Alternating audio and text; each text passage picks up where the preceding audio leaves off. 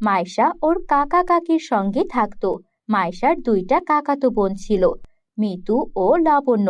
ওরা মাইশাকে সহ্যই করতে পারতো না। ওরা মনে করত মাইশা ওদের বাড়িতে থাকার জন্য ওদের ভাগের খাবারটাও মাইশা খেয়ে নেয়, তাই সব সময় মাইশার সঙ্গে খারাপ আচরণ করত।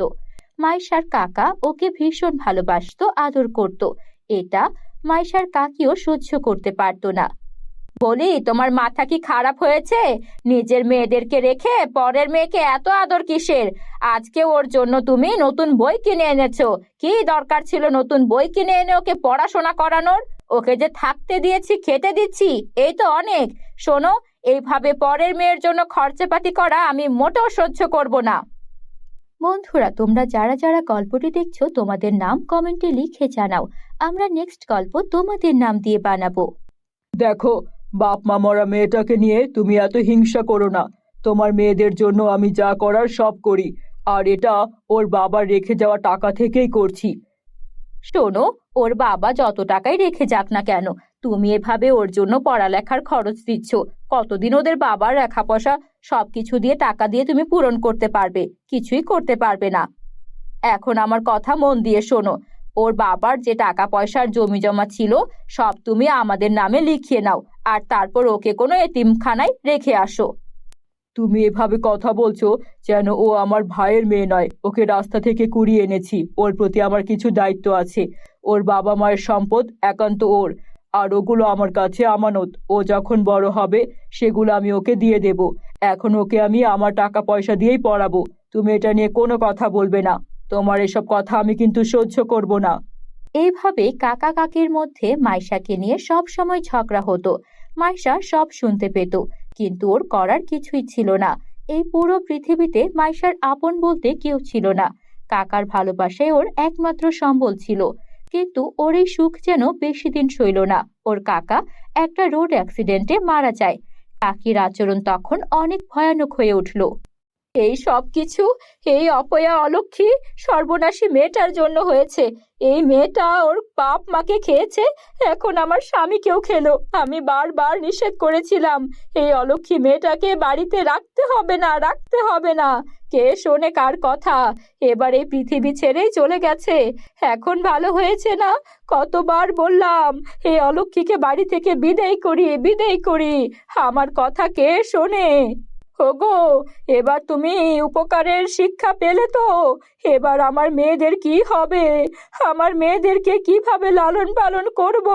এই রাক্ষসী, তুই বাড়ি থেকে এখনো বের হোস না কেন? কাকি, আপনি এভাবে মন খারাপ করবেন না। আমার বাবা রেখে যাওয়া ব্যাংকের টাকা আর জমি জমা সবকিছু বিক্রি করে যে টাকা হবে তাতে আমরা ঠিক চলে নিতে পারবো। তা তো আমি নেবই, ওই সব তো আমার। আমার স্বামী তোকে যে পড়ালেখা করিয়েছে, খাইয়েছে, ওরও তো খরচ আছে।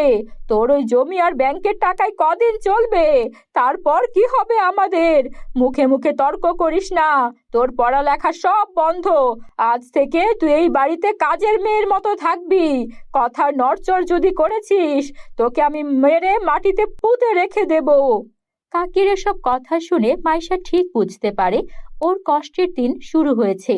ওকে এখন আর কেউ বাঁচাতে পারবে না। তারপরও মাইশা সবকিছু মুখ বুঝে সহ্য করতে থাকে। কাকির অত্যাচার, অবিচার সবকিছু এভাবেই দিন যাচ্ছিল। একদিন মাইশা কাকির কাছে আসে।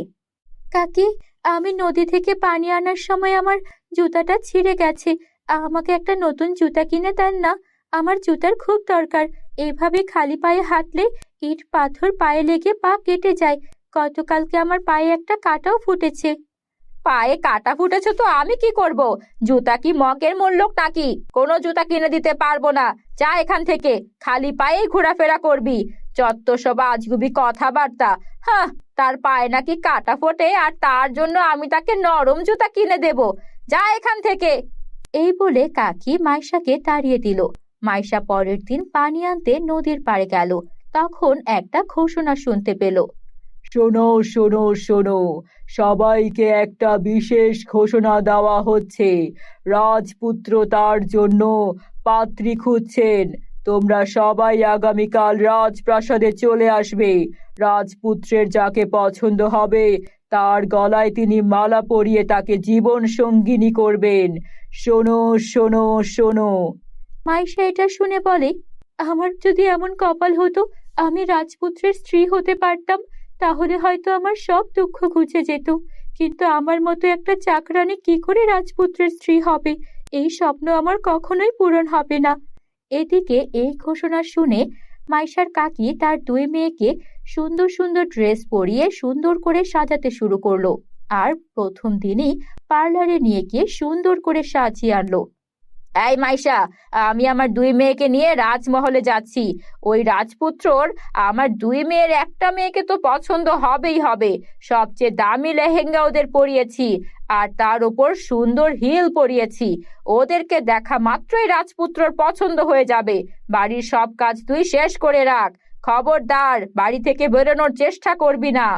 এই বলে মাইশাকে তালাবন্দি করে সেখান থেকে কাকি তার দুই মেয়েকে নিয়ে রাজপ্রাসাদে চলে গেল। এদিকে মাইশা ঘরে বসে মন খারাপ করেছিল। তখনই এক বৃদ্ধা এলো আর বলতে লাগলো, কে আছো? আমাকে কিছু খেতে দিতে পারো? আমি ক্ষুধার্ত। ও বুড়িমা, আমার যে তালা বদ্ধ, আমি কি করে আপনাকে খেতে দেব? এই জানালা দিয়ে একটু মুড়ি আর গুড় দিচ্ছি, তাই খেয়ে নিন।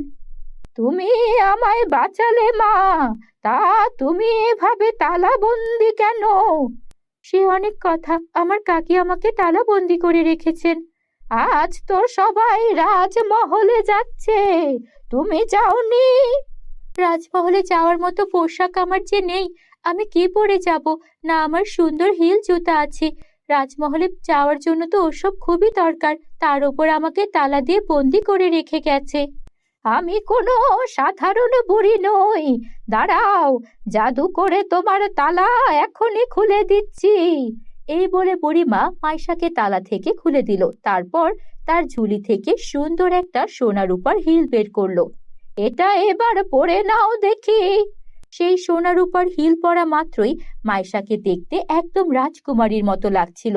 তারপর বুড়ি জাদু করে মাইশাকে রাজমহলে পৌঁছে দিল। মাইশা রাজমহলে পৌঁছা মাত্রই রাজকুমারের নজর পড়ল মাইশার দিকে, আর মাইশার রূপে সে মুগ্ধ হয়ে গেল। কে এই মেয়ে? এই মেয়েকে আমার ভীষণ পছন্দ হয়েছে। আমি বিয়ে করলে এই মেয়েকেই করব। রাজপুত্রের পছন্দ হয়ে যাওয়ায় মাইশার সঙ্গে রাজপুত্রের ধুমধাম করে বিয়ে হয়ে গেল। কাকি আর তার দুই মেয়ে এই সব কিছু দেখে হিংসায় জ্বলে পুড়ে যেতে লাগলো। আর দূর থেকে বুড়িমাকে মাইশা ধন্যবাদ জানালো। বুড়িমা না থাকলে এসব কিছু সম্ভবই হতো না। এরপর রাজরানী হয়ে মাইশা সুখে শান্তিতে জীবন কাটাতে লাগলো। বন্ধুরা, আমাদের চ্যানেলটিতে সাবস্ক্রাইব করতে ভুলো না যেন। এক গ্রামে এক দরিদ্র জেলে বাস করত। জেলে প্রতিদিন সকালে নদীতে মাছ ধরতে যেত। আজকে জেলের বড় মেয়ে রূপা জেলেকে বলে, বাবা, ও বাবা, প্রতিদিন তো তুমি একাই মাছ ধরতে যাও, আজকে আমাকে তোমার সাথে নিয়ে যাও না বাবা, আমিও তোমার মাছ ধরা দেখবো। আমার খুব ইচ্ছা তুমি নদী থেকে কিভাবে মাছ ধরো তা দেখার। তখন জেলের ছোট মেয়ে সোনা বলে, বাবা, যদি আপুকে নিয়ে যাও আমাকেও নিয়ে যেতে হবে। আমি একা একা কিছুতেই বাসায় থাকবো না, আপু গেলে আমিও যেতে চাই। আপু। আচ্ছা, ঠিক আছে, ঠিক আছে। আজকে আমি আমার দুই মেয়েকেই নিয়ে যাব।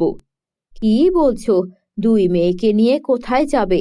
শোনো, নদীতে কোনো খেলার জায়গা নয়, তুমি যাও সেটাই অনেক ভয় হয় আমার। এখন নদীর পানি যে উঠানামা করে, মেয়ে দুটোকে নিয়ে কোথায় না কোথায় যাবে, কোনো দরকার নেই। না না, আমরা যাব যাব, আজকে বাবার সঙ্গে নদীতে মাছ ধরা দেখবো। কি মজা, কি মজা, বাবা রাজি হয়ে গেছে। মা, তুমি আর নিষেধ করো না, আজকে আমাদের বাবার সঙ্গে নদীতে যেতে দাও। প্লিজ মা, প্লিজ, তোমার সব কথা শুনবো মা। দুই মেয়ের এত জেদ ধরা দেখে তারা রাজি হয়ে যায়। তারপর সোনা ও রূপা ওদের বাবার সঙ্গে নদীতে মাছ ধরা দেখতে চলে যায়। ওদের বাবার সঙ্গে ওরা নৌকায় উঠে বসে। ওদের বাবা মাঝ নদীতে নৌকা নিয়ে যায়। সোনা, রূপা মা, ভালো করে বসে থাক, নড়াচড়া করিস না, নৌকা উল্টে গেলে কিন্তু বিপদ হবে, আমরা কেউ বাঁচবো না। নদীর পানি কিন্তু এখন বেশি বেড়েছে, স্রোতে আমাদের কোথায় নিয়ে যাবে কেউ টের পাবো না। সোনা রূপা বলে, ঠিক আছে বাবা, আমরা একদম নড়াচড়া করব না। আপু, আমরা চুপ করে বসে থাকি। ওই দেখো বাবা, ওদিকটায় মাছ কেমন ঝাঁপ দিচ্ছে। ওদিকটায় চলো, ওদিকটায় চলো। বন্ধুরা, তোমরা যারা যারা গল্পটি দেখছো তোমাদের নাম কমেন্টে লিখে জানাও। আমরা নেক্সট গল্প তোমাদের নাম দিয়ে বানাবো। ঠিক আছে মা, আমি এখনই এখানে জাল ফেলছি। প্রতিদিন এখান থেকে মাছ ধরি, খুব বেশি একটা মাছ পাওয়া যায় না। নদীর মাছ সব প্রায় শেষ হয়ে যাচ্ছে। মাছগুলো এখন পানিতে দূষণের কারণে ভালো দিন বাঁচতে পারে না। আর তাছাড়া মাছ ডিম ছাড়ার আগেই ছোট ছোট মাছগুলোকে সবাই ধরে ফেলে। কেউ চিন্তা করে না যে মাছগুলো বড় হোক, তাহলে নদীতে আরো বেশি মাছ হবে। কে জানে কবে যে সবকিছু ঠিক হবে। বাবা, তুমি কখনো ছোট মাছ ধরো না, তাহলেই তো হলো। তুমি যদি তোমার দিক থেকে ঠিক থাকো, তাহলে অন্যরাও আস্তে আস্তে ঠিক হয়ে যাবে। হ্যাঁ মা, ঠিক বলেছিস। আমি নিজেও কোনো ছোট মাছ ধরি না। ছোট মাছ আমার জালে আটকালে আমি ছেড়ে দেই। তুমি তো আমাদের সবচেয়ে ভালো বাবা। চলো বাবা, জালটা ফেলো। হ্যাঁ মা, তাই করছি। তারপর ওদের বাবা জালটা নদীতে ফেলে, আর ওদের জালে এবার ছোট্ট দুইটা মাছ ওঠে, একটা সোনার মাছ আর একটা রূপার মাছ। বাবা, এ কি কাণ্ড! এত সুন্দর মাছ তো জীবনেও দেখিনি। এই মাছগুলো তোমার জালে কিভাবে আটকা পড়লো? সোনালি আর রূপালি রঙের মাছ। আমাদের ছেড়ে দাও, আমরা সোনালি রূপালি নই, আমরা জাদুর মাছ। জাদুর রাজ্য থেকে এসে পড়েছি, আমাদের ছেড়ে দাও। এ কি কাণ্ড বাবা, মাছ দেখি কথা বলছে। এ আবার কেমন মাছ? জাদুর রাজ্য কোথায়? বাবা, তুমি এসব দেখে কিছু বলছো না কেন? আরে মা, আমি তো কিছু বুঝতে পারছি না। এই সব কিছু কি হচ্ছে? জাদুর মাছ আবার কোথা থেকে এলো? মাথা তো কিছুতেই কাজ করছে না। তারপর সোনা রূপার বাবা সেই দুইটা মাছকে জাল থেকে ছাড়িয়ে নিল, আর তারপর নদীর পানিতে ছেড়ে দিয়ে বলল, জানি না তোমরা কোথা থেকে এসেছো মাছেরা। তোমাদেরকে কোনো ক্ষতি করার ইচ্ছা আমাদের নেই। আমার মেয়েরা আজকে মাছ ধরা দেখতে এসেছিল। নদীতে যে এমন আজব অদ্ভুত মাছও আছে, এটা জেনে ওরা নিশ্চয়ই খুশি হবে। তোমরা তোমাদের যেখান থেকে এসেছো সেখানেই চলে যাও। তুমি কত ভালো গো জেলে, আমাদেরকে ধরেও এভাবে ছেড়ে দিলে। আমরা জাদুর মাছ বলা সত্ত্বেও আমাদের তো তোমরা অনেক দামে বিক্রি করতে পারতে, তারপরও ছেড়ে দিলে। তুমি এত ভালো কেন গো? আমি আর কই ভালো, সবারই এমন করা উচিত। নদীতে যত মূল্যবান সম্পদ আছে সেগুলোর সুরক্ষা করা উচিত। কি বলো মামুনিরা? হ্যাঁ বাবা, তুমি একদম ঠিক বলেছ। সোনা রূপার মাছ, তোমরা চলে যাও তোমাদের বাড়িতে। তারপর জাদুর সোনা আর রূপার মাছ তার রাজ্যে ফিরে গেল। সেখানে অন্যান্য মাছেদেরকেও ওদের বাবা মেয়ের গল্প শোনালো। মাছেরা এই সব গল্প শুনে অবাক হয়ে গেল, কেননা তারা ভাবতো এতদিন পৃথিবীর মানুষজন অনেক লোভী হয়, স্বার্থপর হয়। সেখানে এত ভালো মানুষদেরকে দেখে ওরা অবাক হয়ে গেল। এভাবে বেশ কিছুদিন কেটে গেল। একদিন আবারও সোনা রূপা ওদের বাবার সঙ্গে নদীতে এলো মাছ ধরা দেখতে। সেদিন সেই সোনা রূপা মাছ সহ অন্যান্য জাদুর মাছেরাও ওদের সঙ্গে দেখা করতে এলো। বাবা দেখো, ওই সোনা রূপার মাছগুলো এসেছে, কি সুন্দর! ওদের সঙ্গে আরো অনেক মাছ আছে। তাই তো দেখছি। এত সুন্দর সুন্দর মাছেরা এখানে কি করছে? কি মাছেরা, তোমরা এখানে কি করছো? আমরা তোমাদের কথা আমাদের সাথীদের বলেছি, তাই আমাদের সাথীরা তোমাদের সঙ্গে দেখা করতে এসেছে। সেদিন তো ভুলেই গেছিলাম, তোমরা যে আমাদের ছেড়ে দিয়েছো, তাই তো তোমাদের পুরস্কৃত হওয়া উচিত। আমাদেরকে কি পুরস্কার দেবে তোমরা মাছেরা? আমাদের কোনো পুরস্কারের দরকার নেই। অবশ্যই দরকার আছে, এই নাও, এটা তোমাদের পুরস্কার। তারপর জাদুর সোনা আর রূপার মাছ পানি থেকে খুব সুন্দর একটা আংটি বের করে ওদের বাবাকে দিল। ওদের বাবা আংটিটা নিয়ে বলল, এটা তো আংটি, এই আংটি দিয়ে আমরা কি করব? আমরা গরিব মানুষ, অলংকার আমাদের প্রয়োজন নেই। আরে, এটা জাদুর আংটি। এই আংটি হাতে পরে যা বলবে তাই সত্যি হয়ে যাবে। যেমন তুমি এই ছোট্ট নৌকায় মাছ ধরো, তুমি যদি একটা বড় নৌকায় মাছ ধরো, আরো গভীর নদীতে যেতে পারবে, ভালো মাছ ধরতে পারবে। তোমার জালটাও তুমি চাইলে জাদুর আংটিকে বলে পরিবর্তন করে নিতে পারো। কি বলছো মাছেরা? এটা তো দারুণ জিনিস, দাঁড়াও এখনই বলে দেখি। তারপর জেলে আংটিটা পরে মনে মনে একটা বড় নৌকার কথা বলল। সঙ্গে সঙ্গে ওদের নৌকাটা সুন্দর একটা জাহাজের মতো বিশাল নৌকায় পরিণত হয়ে গেল, আর সেখানে অনেক বড় একটা জালও চলে এলো। এটা দেখে জেলে ভীষণ খুশি হলো। তোমাদেরকে অনেক ধন্যবাদ মাছেরা, তোমরা আমাদের বাবাকে এত সাহায্য করলে। তোমরা সত্যিই অনেক ভালো। নদীতে যে এত ভালো ভালো মাছ আছে আমরা তো জানতামই না। আমরাও জানতাম না তোমাদের মতো ভালো মানুষ আছে, যারা কিনা নির্লোভ হয় আর এত ভালো মনের হয়।